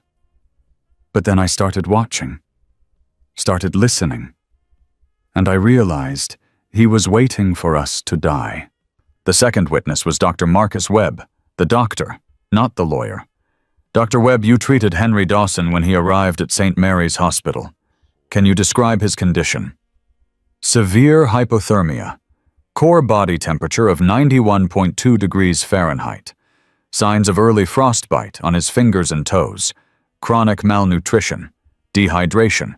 Multiple untreated infections." "In your medical opinion, what caused these conditions?" "Neglect. Systematic, prolonged neglect. Mr. Dawson's body showed signs of being denied adequate food warmth and medical care for an extended period." "How long?" Based on his condition, I would estimate months, perhaps the entire 11 months he spent at Shepherd's Grace. If Mr. Dawson had not been found when he was, what would have happened?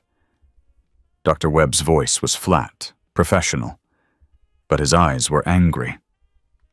He would have died, within hours. His heart was already showing signs of arrhythmia from the cold. Another degree or two lower, and he would have gone into cardiac arrest.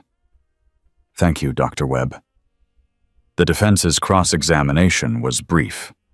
Marcus Webb, the lawyer, tried to suggest that Henry's condition could have been caused by his time outdoors, not his time at the shelter. Dr. Webb, the doctor, was not having it. The malnutrition alone proves extended neglect, he said firmly. You don't lose that much muscle mass in one night outside. This was months of inadequate care. The third witness was Badge. Detective Brennan, you have 29 years of law enforcement experience. Can you walk the jury through what you found at Shepherd's Grace Ministry? Badge opened his briefcase and pulled out a thick folder. Financial records showing $2.4 million in benefits redirected from resident accounts to accounts controlled by Raymond Whitfield. Life insurance policies on 7 deceased residents, all naming Shepherd's Grace Ministry as beneficiary. A calendar with names and dates, including the names of residents who subsequently died. What did the calendar indicate? A pattern. Names were added to the calendar shortly after residents arrived. Dates were circled. Those dates corresponded within days to when residents left the facility or died. Did you find evidence of where the money went? Yes. Whitfield purchased a vacation property in northern Minnesota. A new vehicle. Made regular trips to a casino in Fargo, all funded by benefits that should have gone to his residents. Marcus Webb's cross-examination focused on chain of custody and technical details. Badge demolished every objection with paperwork and timestamps. Circuit had done his job well. The fourth day brought the recording. Sarah Chen played it for the courtroom. Whitfield's voice filled the room, casual and cold. The old soldier is asking too many questions. Same as Eugene. We both know how that ended. A pause. Then laughter. Old soldiers don't last long in the cold. Saves me paperwork. Ghost watched the jury. 2 women had tears in their eyes. One man's face had gone red with anger. Whitfield's smile was gone now, replaced by something desperate. That recording is taken out of context, Marcus Webb argued. My client was making a dark joke, a coping mechanism, not a confession. A joke about letting elderly people freeze to death, Sarah Chen replied. Some joke. The 5th day brought the medical examiner. Dr. Helena Voss had exhumed 3 bodies, Eugene Mitchell, Martha Simmons, and a man named Robert Chen, who had died 18 months before Henry arrived. Dr. Voss, what did your examination reveal? All 3 individuals showed signs of malnutrition consistent with inadequate care. Eugene Mitchell had untreated diabetes. His blood sugar at the time of death would have been dangerously high. Martha Simmons had pneumonia that had gone untreated for at least 2 weeks. Robert Chen had bed sores that had become infected. Were these conditions treatable? Absolutely. With proper medical care, all 3 conditions were manageable. These people did not die of natural causes. They died of neglect. In your professional opinion, could proper care have prevented these deaths? Yes, without question. Marcus Webb tried to suggest that elderly people often died of such conditions. Dr. Voss shut him down. These people were not in hospice care. They were not receiving palliative treatment. They were being warehoused until they died. That's not natural death. That's engineered death. Henry Dawson took the stand on day 7. Ghost watched his friend walk to the witness box. Henry's hands were steady. His voice was clear. "Mr. Dawson, can you tell the jury how you came to be at Shepherd's Grace Ministry?" Henry took a breath. "My wife Elizabeth died 3 years ago, after 52 years of marriage. I didn't handle it well. I stopped paying attention to bills, to paperwork. I lost my apartment. I had nowhere to go." "How did you find Shepherd's Grace?" "A social worker recommended it. She said Pastor Whitfield was a good man, that he helped veterans. I served in Korea. I thought I would be safe." "What happened when you arrived?" "At first it seemed fine. Clean rooms, warm meals. Pastor Whitfield was friendly, welcoming." Henry's voice hardened. "But then I signed the papers." "What papers?" "They called it a care agreement. It gave the ministry access to my benefits, Social Security, disability, everything. I didn't read it carefully. I was tired. I was grieving. I trusted him." "What happened after you signed?" "Everything changed. We were moved to the basement. The meals got smaller, the heat got lower, and if anyone complained, Pastor Whitfield would smile that smile and say we should be grateful, that we would be on the street without him." "Did you try to leave?" "Once. In the 3rd month. I packed my things and tried to walk out the front door. 2 of his men stopped me. They said I couldn't leave until I paid back what I owed for my care. I said I had signed no such agreement. They showed me the paper I had signed, the fine print." Henry's hands trembled. "I was trapped. We were all trapped." "Can you tell the jury about the night you were taken to the truck stop?" Henry closed his eyes for a moment. "I had been asking questions. About Eugene. About Martha. About where the money was going. Pastor Whitfield called me into his office. He said I was causing trouble. He said I needed time to think about my attitude."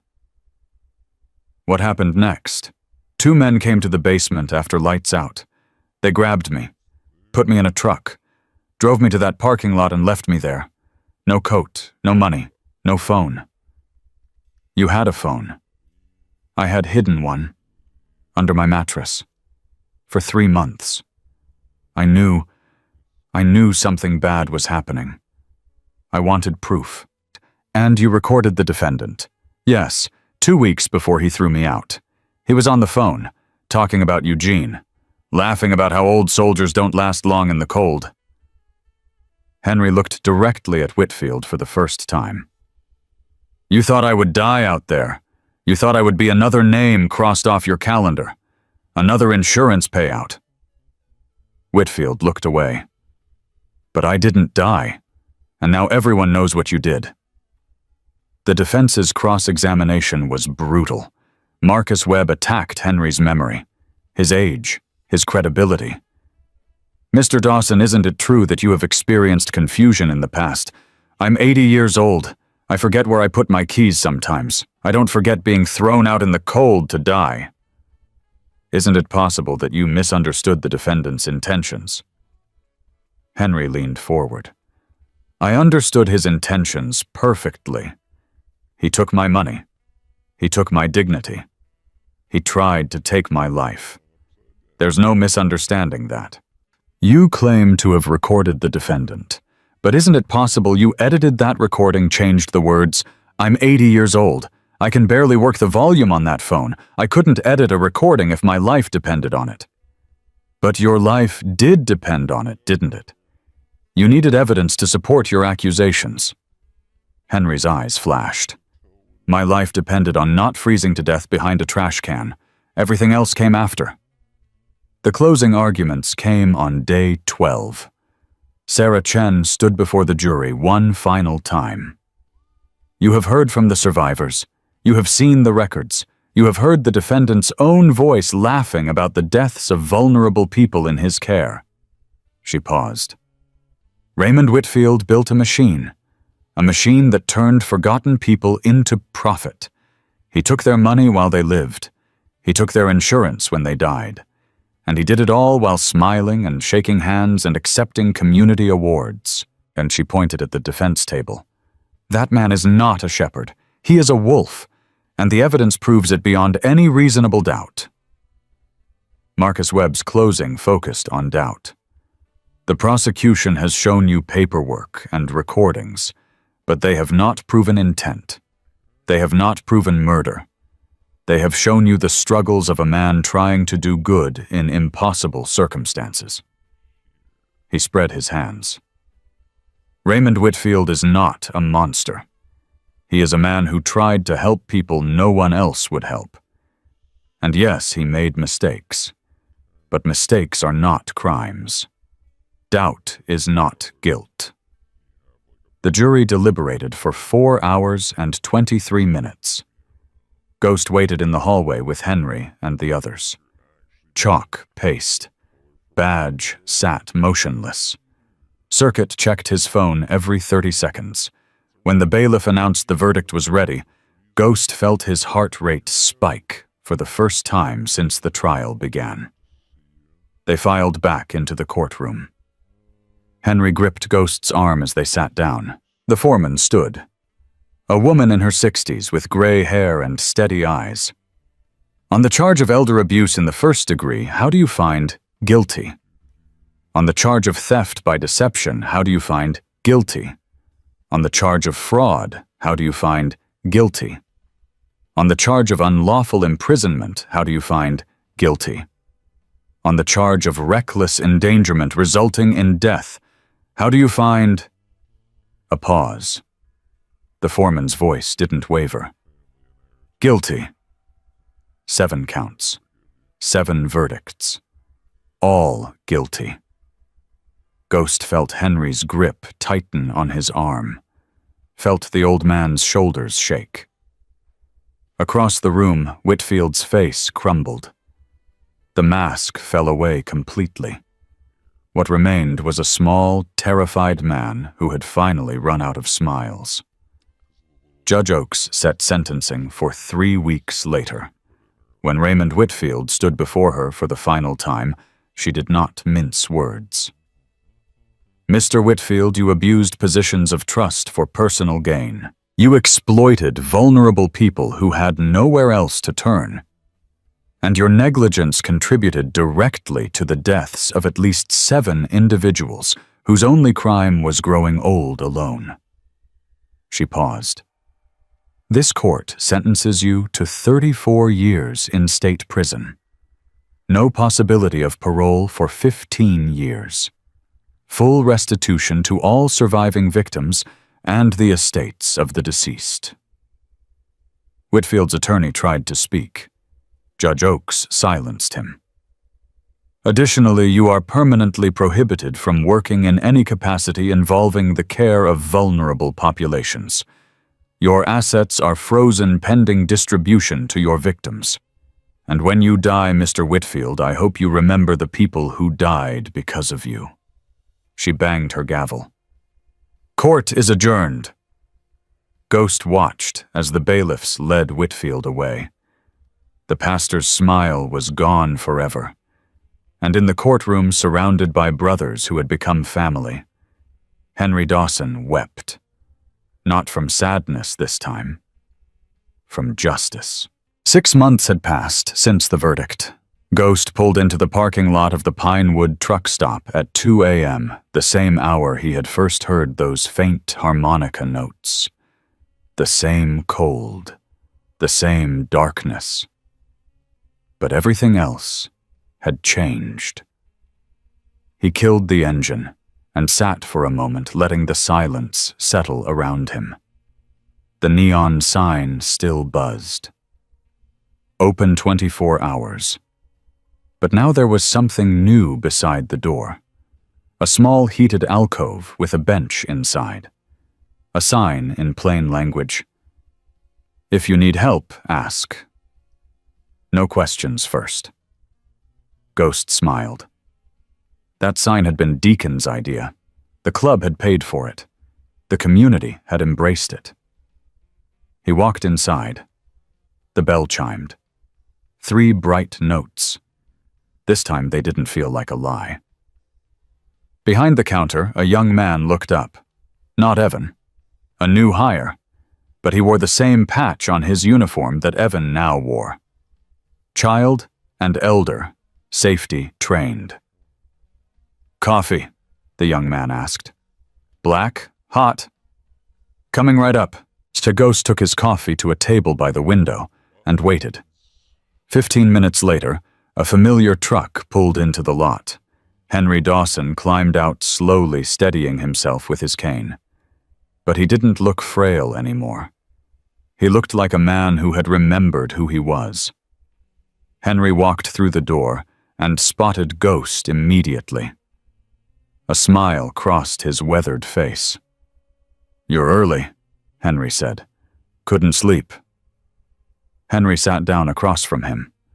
The young man behind the counter brought over a second coffee without being asked.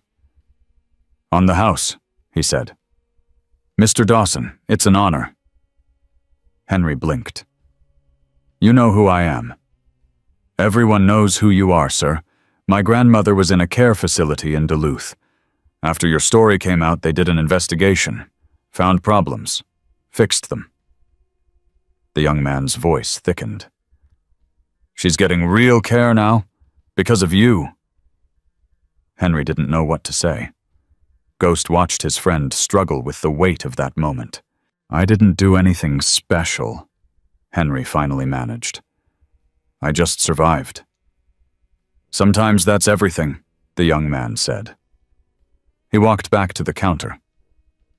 Henry stared at his coffee for a long moment. "Does it ever stop?" he asked quietly. "People treating me like I did something heroic." Ghost shook his head. "Probably not. You're going to have to get used to it." "I'm 80 years old. I'm too old to get used to anything new." "That's what you said about physical therapy, and the interviews, and the legislative testimony."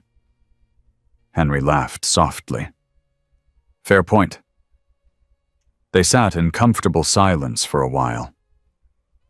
Outside, the wind pushed snow across the parking lot. Inside, the heater hummed and the coffee steamed. "Sarah called me yesterday," Henry said finally.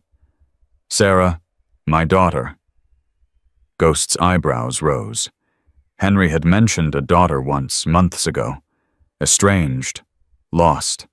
Another casualty of the grief that had swallowed him after Elizabeth died. She saw the trial coverage. She'd been looking for me for 3 years. Whitfield intercepted her letters. Told her I'd moved. Told her I didn't want contact. Ghost felt something twist in his chest. 3 years. 3 years. She hired a private investigator once. He traced me to Shepherd's Grace. Whitfield told him I was happy. Didn't want to be disturbed. Henry's voice cracked. She believed him. Why wouldn't she? He was a pastor. Where is she now? Grand Forks, 40 minutes away. She wants me to come live with her. Henry looked up at Ghost. I said yes. Ghost felt something loosen in his chest. Something that had been tight since the night he'd found an old man freezing behind a trash can. That's good, Henry. That's really good. She has a spare room. She said she's been keeping it ready. Just in case. Henry's eyes filled with tears. 3 years she kept that room ready, waiting for a father who didn't even know she was looking. A Ghost reached across the table and put his hand on Henry's arm. You know now. That's what matters. Henry nodded slowly. He pulled something from his pocket. The harmonica, still dented, but no longer tarnished. Circuit had taken it to a jeweler who specialized in restoration. The silver gleamed now, the initials ED clearly visible. She asked me to play for her, Henry said. When I move in, she remembers how her mother loved to hear me play. What did you tell her? I told her I'd try. Ghost leaned back in his chair. You've been practicing. Henry smiled, a real smile. The first one Ghost had seen that reached all the way to his eyes. Every day, Chalk comes by in the afternoons. He says I'm getting better. Are you? I don't know, but I'm playing again. That's something. They finished their coffee as the sky began to lighten. Ghost checked his watch. 5:47 a.m. In another hour, the sun would be fully up. "There's something I want to show you," he said. "You up for a short ride?" Henry looked at Ghost's motorcycle, then at his own truck. "I'll follow you." They drove for 20 minutes through Cedar Falls and out the other side until they reached a building that had once been called Shepherd's Grace Ministry. Henry stopped his truck and stared. The sign was gone. The Shepherd's Grace logo had been stripped from the door.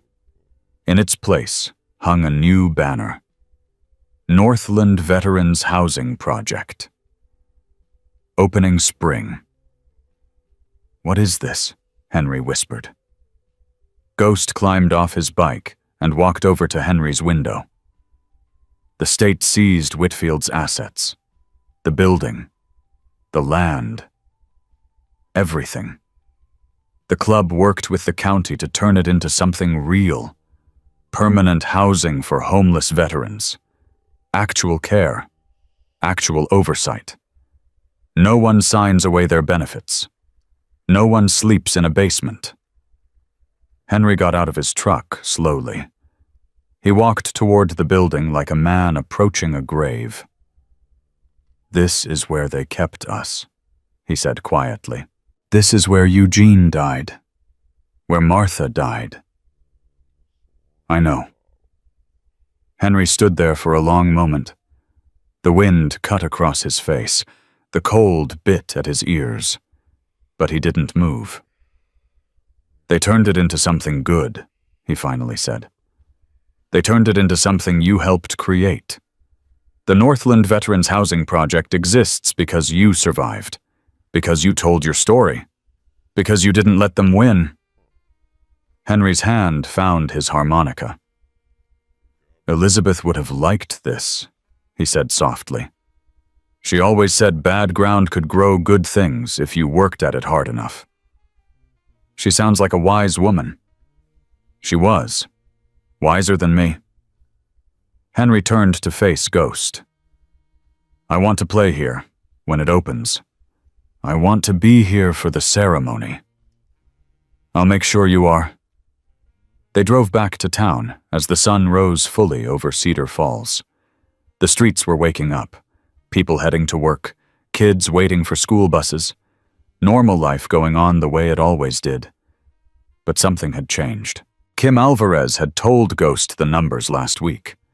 Since Henry's story went national, elder abuse reports in Minnesota had increased by 340%. Not because abuse had increased, because people were finally paying attention, finally asking questions, finally refusing to look away. The state legislature had passed Henry's law 2 months ago, mandatory unannounced inspections of all elder care facilities, criminal penalties for financial exploitation, a hotline that rang directly to investigators, not administrators. 4 other facilities had been shut down.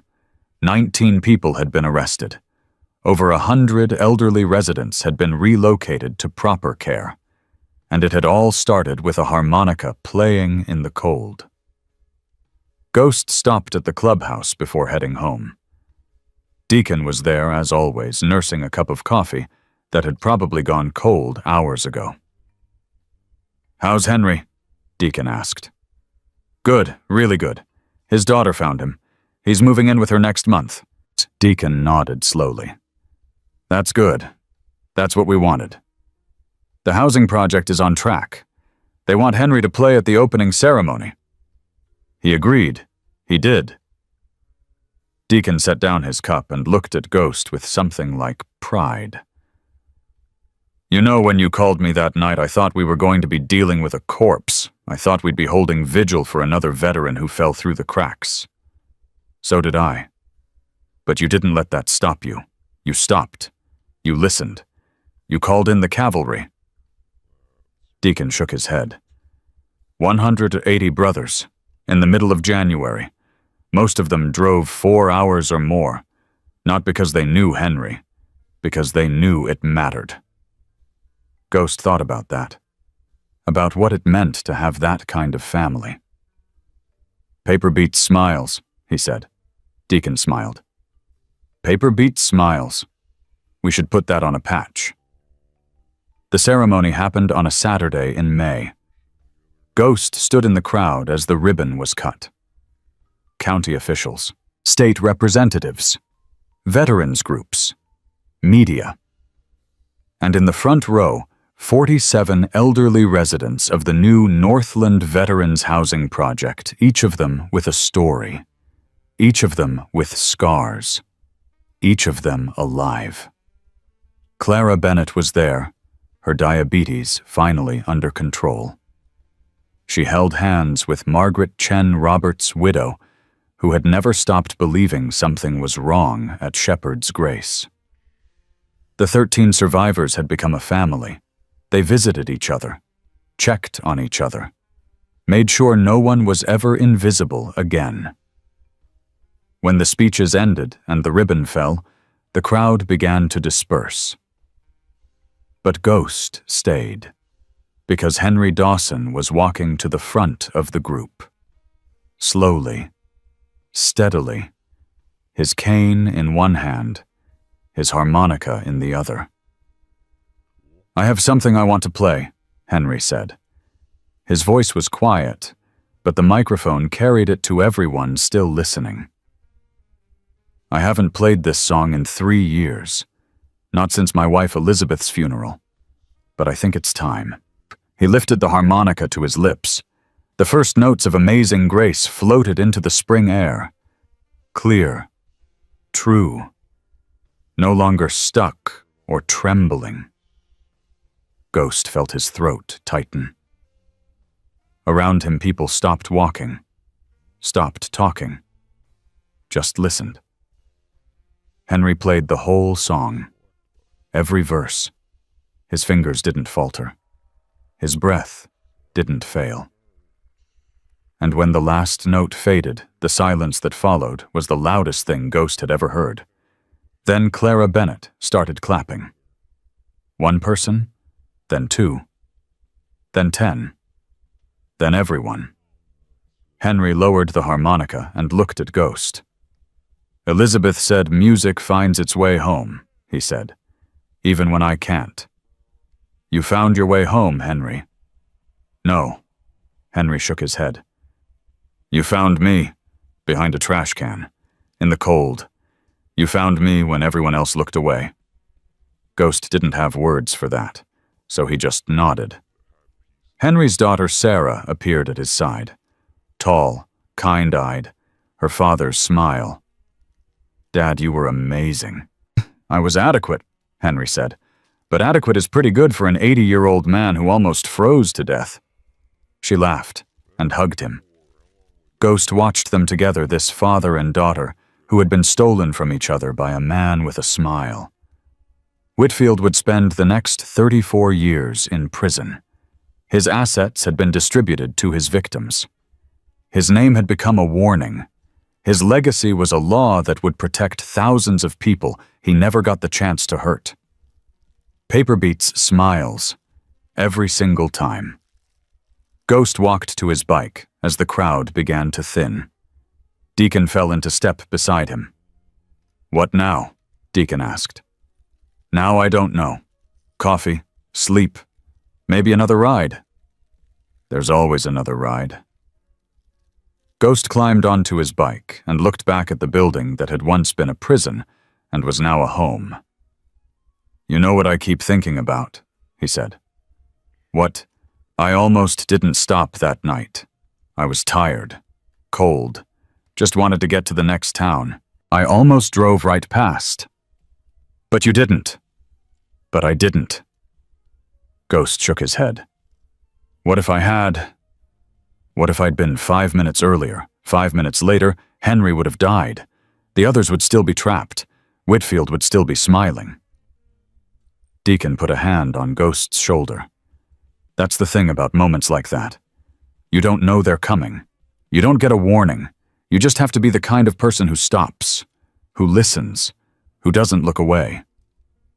And if you're not that kind of person, then you become one. That's what this is about. Not being perfect, being willing. Ghost started his engine. "I'm going to stop by the hospital," he said. "Check on the new intake program Stitch set up." "Good. They could use the support." Ghost nodded and pulled out of the lot. The road stretched ahead of him, familiar and strange at the same time. The same highway he'd traveled that night in January. The same cold wind. The same endless sky. But he wasn't the same man. None of them were. Henry Dawson had taught him something in those dark hours behind the dumpster. Not with words. With survival. With courage. With a refusal to let the worst of humanity have the last word.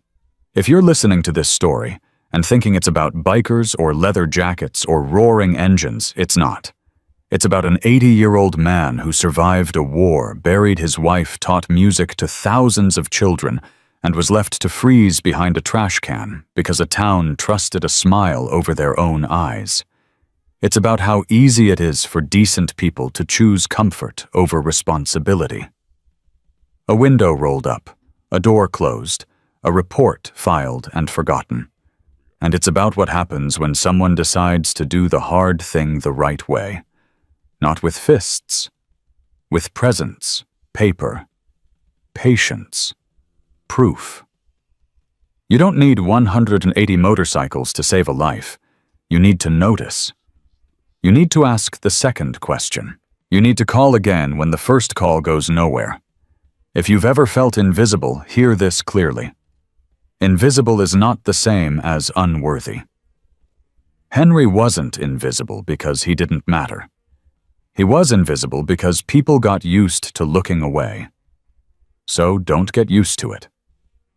If an elder hesitates before answering a simple question, pay attention. If a story sounds too polished, ask for the messy details. If someone smiles too easily while a vulnerable person goes quiet, trust your instincts and follow up. Somewhere right now, another Henry is shivering in the cold, waiting for someone to do the second hardest thing in the world. The first hardest thing is being that person. Alone, forgotten, invisible. The second hardest is stopping your comfortable life to help. Be the person who stops.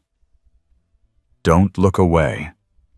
Because the gentlest help sometimes comes in the loudest leather, and the smallest act of attention can save a life that the whole world had decided to forget. Henry Dawson survived because one man stopped at a truck stop and heard a harmonica playing in the cold. 180 brothers rode through the night because they believed every forgotten soul deserves to be seen. And a town that had trained itself to look away finally opened its eyes. That's not a story about bikers. That's a story about humanity. And it proves once and for all that paper beats smiles, truth beats charm and love, even the rough kind that rides on two wheels always wins in the end.